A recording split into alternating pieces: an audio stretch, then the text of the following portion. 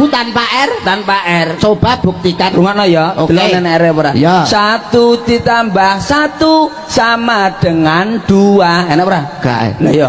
2 ditambah 2 sama dengan 4. Wis ana burung? Gak enak. 4 ditambah 4 sama dengan 8. Enak ora? Gak. Ya, 8 tambah 8 sama dengan 16. Resik tanpa R tamu.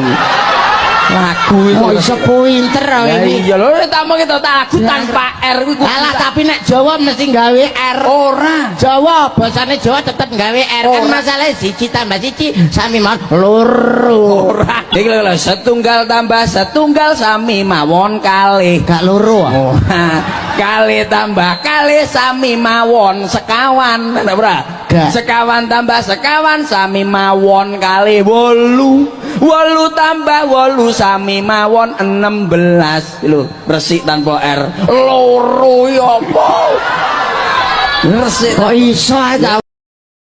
Mas Bagio, Ya. pitik jago lek kluruke melek apa merem? Nah jelas melek. Ora iso.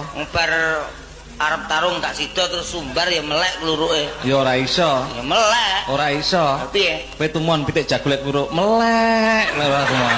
Tapi ya. Pitik jago kluruk ya ngono. Ya apik kuwi kan.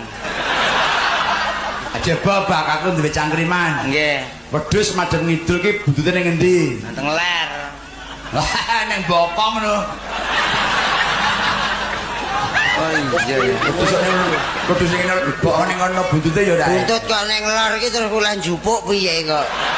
Ayo wedhus ki ndek pipi apa ora? Lah duwe. Ra duwe kok. Kok iso? Wedhus lanang kene ngambung ra pipi ngono.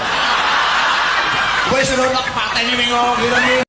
Aku wingi ning masjid karo Pak Mudin, nenek irik dilatih sikile. Ya ampun, najis niku hukume. Ya ora wong pekok kowe ora tau ngaji. Nun sewu niku najis niku. Aku karo Pak Mudin ning masjid nenek kirik dilatih sikile. Najis. Ora. Anak kirek dilatih sikile. Lah kirik sikile kirike dhewe ya.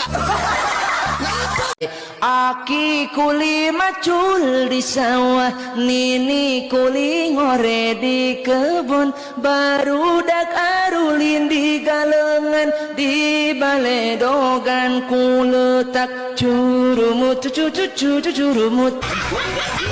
Maksudnya nak nyambut gawe tekuk ringkel. Ya mlakune ngene nek nyambut gawe wong sik seger. Weh, pemangsamu. Direwangi mati-matian Loh, wong sik urip kok dipateni.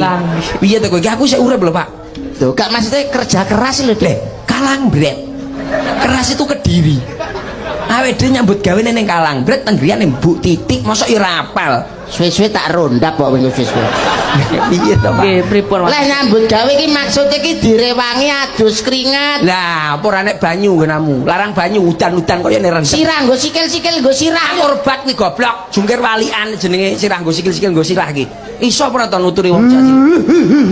Nuturi cah cilik iso apa ora to sampean? Lah nek kowe piye njajal? Cara aku engke wong sukses kudu piye? Ya ngene iki. Lah ya kerja keras. Kalangbret. Paham kamu? Ini Kalangbret. Ya awake sukses iki kudu kerja kalang breh. Lah